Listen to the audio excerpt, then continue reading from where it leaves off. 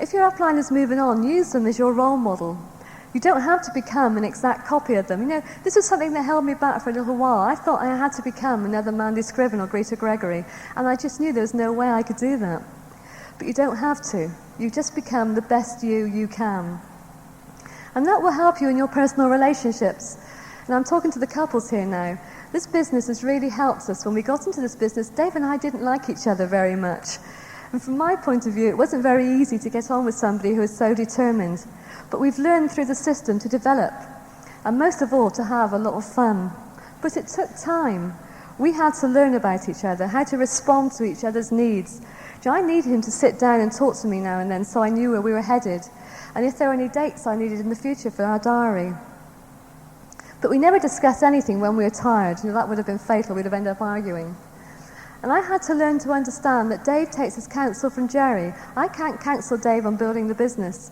This doesn't mean he doesn't listen to me. No, I'm sure some things, especially when it concerns people in the group, he finds valuable. But understand, when it comes to building the business, the men must have a good relationship with their upline man.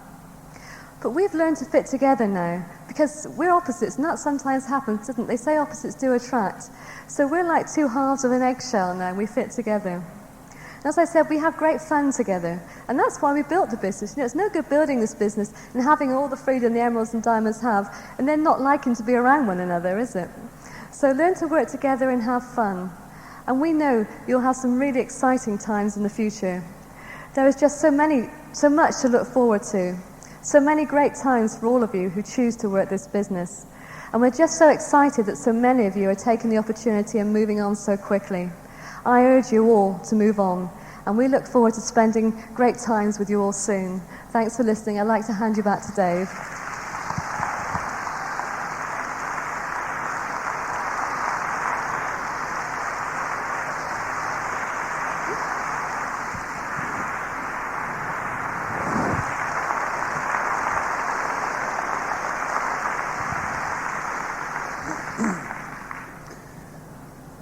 Fantastic. Denise is a great example today of how the system helps us develop.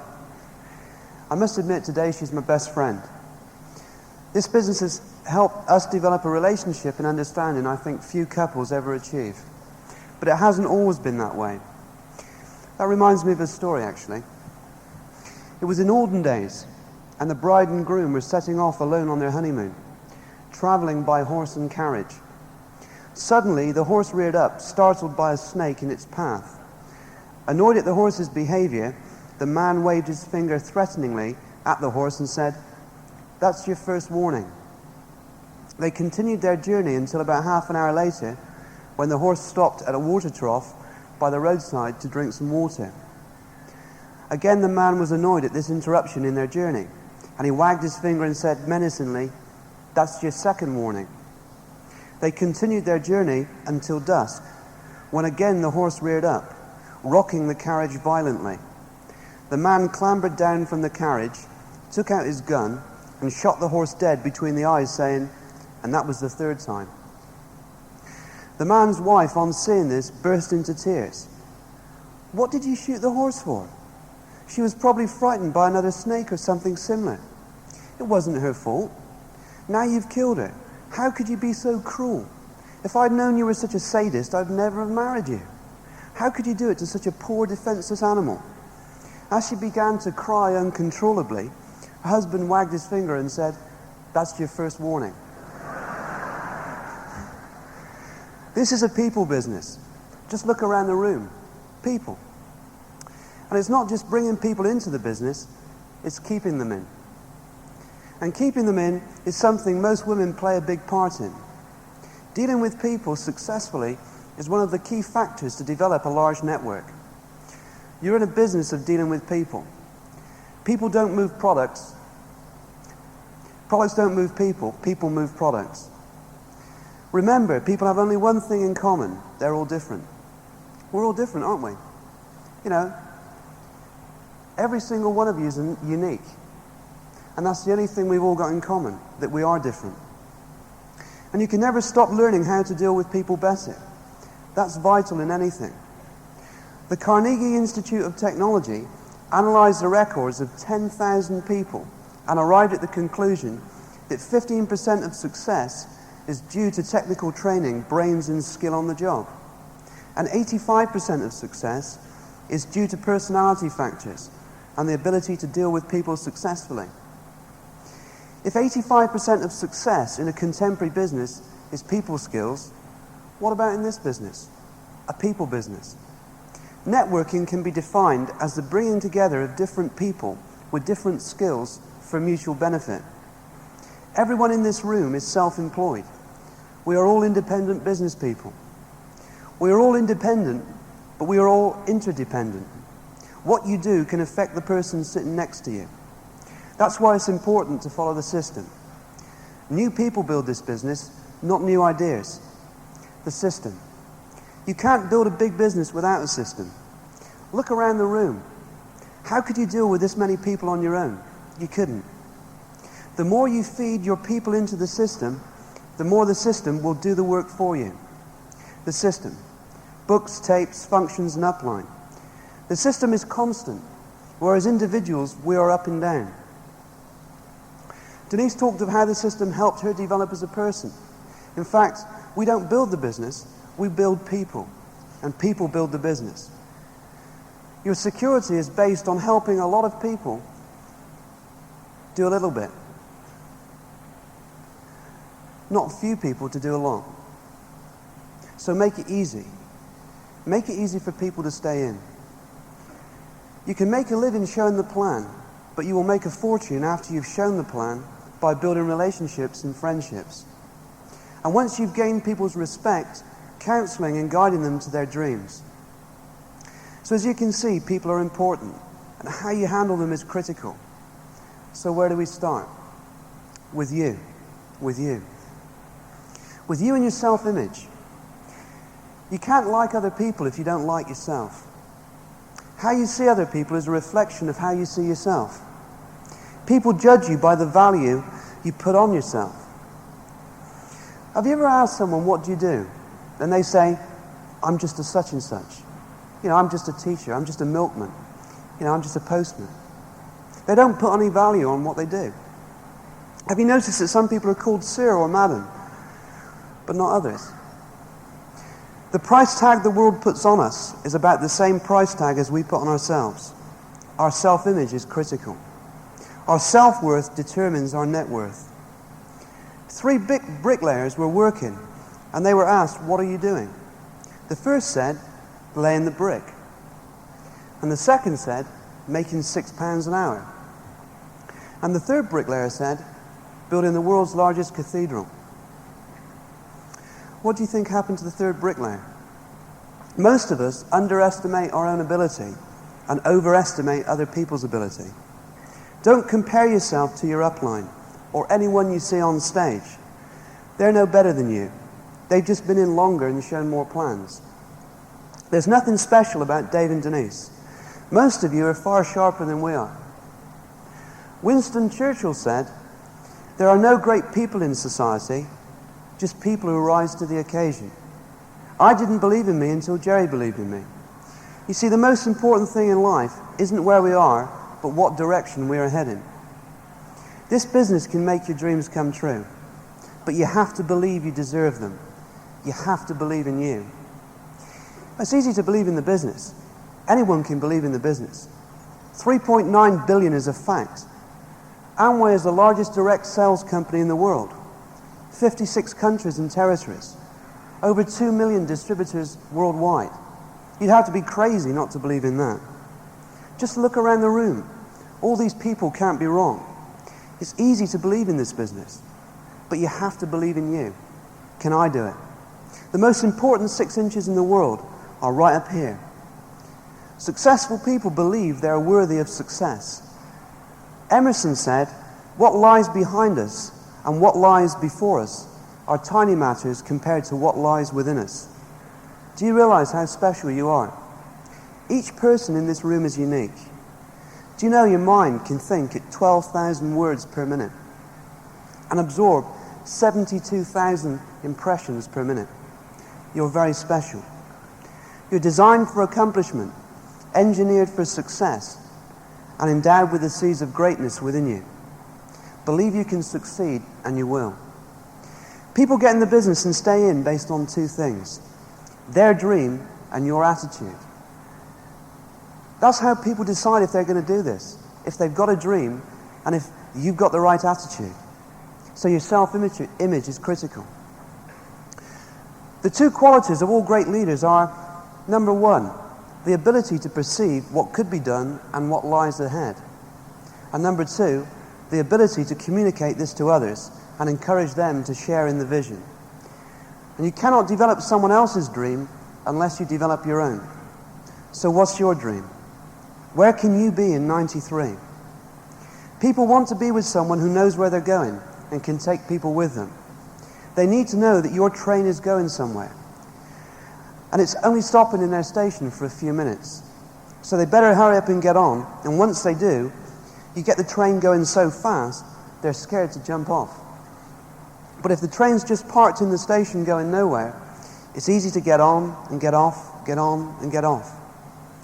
When you are inspired, you can inspire others. You have to believe in you. It's like the lion. The lion wakes up and starts walking through the jungle.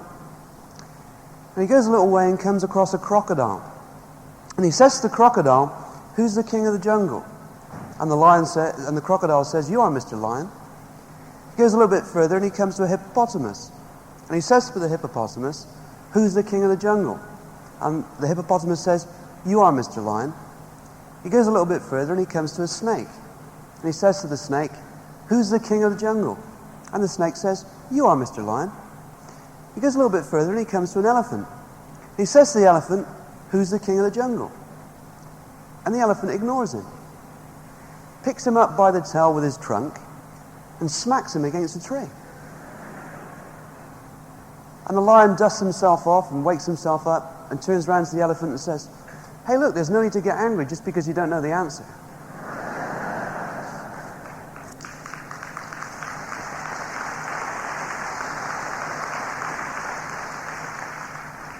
So one of the biggest keys in good human relations is a good positive self-image.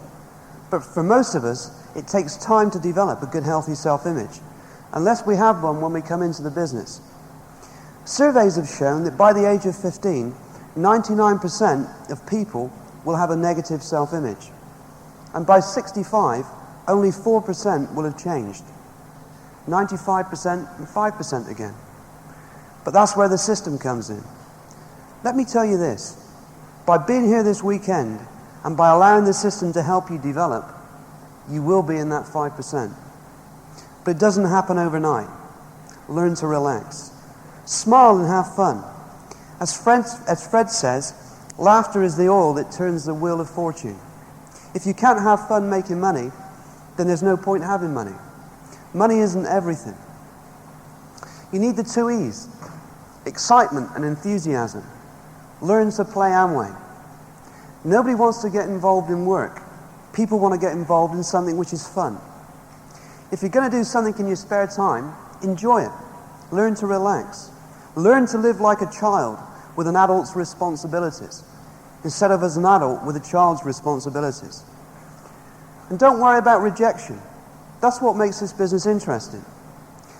Be like the invasion of the body snatchers. Yeah, it's like you go around Birmingham at the moment, it's like the invasion of the free enterprises. All these blue stickers everywhere. You walk down the street and you say, "Come on, reject me. Reject me. Next." Realize we're out to win the war. Don't get hung up on the battle. How much fun would it be if you went fishing and every time you cast, you caught something? You'd soon get bored. Sitting there for hours not catching anything is what makes fishing fun. Or so I've been told anyway. Don't worry about rejection. And don't try to be perfect. You will make mistakes. Nobody's perfect. Anything worth doing is worth doing poorly at first. Go out and build it and make mistakes as you go. Learn while you earn. Learn to relax. Don't be too serious. Some people contact people and they say, "Do you want to get in an exciting business?" I used to be so serious, so intense. Jerry used to come up to me at functions and rub my forehead. I'm glad he did that. You know, I'm going to thank him a lot when we're 60. When we're young, everything's new, everything's fun. Then we get to about 25, and we have to be serious. We are adults. It's like someone stamps us with a branding iron. All of a sudden, we get this big A across our forehead. We're adults, and we've got to take life seriously and be responsible. And we get titles like, I am a teacher, I am an accountant, I am an engineer. You know, we start a job or profession and we get a title. Actually, are there many engineers here today? Are there any engineers? I studied engineering at college. I love engineers, they're so serious. Everything's in straight lines and millimeters and, you know. Actually, that reminds me of another story. There's a story about a company in France. Now this company commits treason, and they decide they're going to execute the 3 chief executives, the financial director, the marketing director, and the chief engineer. And as is the custom in France, they're going to use a guillotine. So they line them all up in front of the guillotine, and the financial director goes first. And they lie him on the block, and he says, I'm not afraid to die. I'll lie on my back. I want to face death. I'm not afraid of the blade. And he lies there looking up at the blade, and they pull the handle. And a few inches before the blade reaches his neck, it stops, it jams. And as is the custom, he gets a full pardon. It's then the turn of the marketing director. And he says, I want to face the good soil of France as I die. So he lies face down. And once again, they pull the handle, and the blade comes down. And a few inches before it reaches his neck, it sticks. And he's given a full pardon. It's then the turn of the chief engineer. And he says, well, if it's good enough for the financial director, it's good enough for me. I'm not afraid to face death either. So he lies on his back. And he's led there looking up at the blade. And just as they're about to pull the handle, he says, hang on a minute, I think I can see what's wrong with it.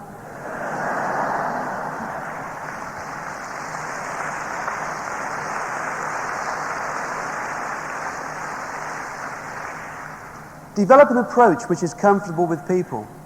Don't be too serious. We didn't want a lot, but we did want more. When we're young, we all have big dreams and big aspirations. When we're 16, we don't put pictures of Ford Escorts and Cavaliers on our wall, do we? It's Lamborghinis and Ferraris. And when we start out in life, yeah, we all have big dreams. And our dreams are right up here. But then we start our career, and we start a job, and our income's down here. And what we do, most of us, is shrink our dreams down to fit our income, instead of raising our income to reach our dreams. Rationalization. We tell rational lies to ourselves. We start saying things, stupid things like, you know, I wouldn't want a Ferrari. I couldn't afford the petrol. People would scratch it if I parked it around here. Crazy. Find out what people want and show them how the business can give it to them. Don't talk about your dream, find theirs. Most people have been doing their job for 10 years and they're broke. And you come along and tell them they can be free in 2 to 5 years, and it scares them to death. You know, they're not looking to make £20,000 a month. They're looking to make just a few hundred. So always undersell the business, always downplay things. It's like the pigeons in the park. You walk into a park full of starving pigeons. Imagine the scenario. Now the pigeons are hungry, and you've got 2 loaves of bread under your arm. So you've got the solution to their problem. And if you run into that park screaming at the top of your voice, here it is lads, come and get it, they'll all fly away. Because you're presenting it in a form that they're not used to. And it's the same with this business. You have to be subtle. You have to work with human nature rather than against it. But if you sit on a park bench with those 2 loaves of bread and break off a piece at a time, in time you'll have every pigeon in that park at your feet, feeding from you. So show people how they can make a few £100s a month if that's what they want. And help them dream bigger as they develop more confidence. Find out what people are looking for, not what you want to show them. The fastest way to turn people off is for them to think you don't care about them. You just think about what you can get for yourself. People don't care how much you know until they know how much you care. Let people know you care about them before you care about the business. You have to develop a genuine and sincere interest in other people to be able to create good working relationships. Be a lover of people. Now let's talk about some techniques. First, how to create a good first impression. Because first impressions are very important. You only get one chance to form a good impression. After that, people have an opinion, good or bad. How many times have you asked a person, "How are you?" Only to hear them answer with, "Not too bad." Isn't that exciting?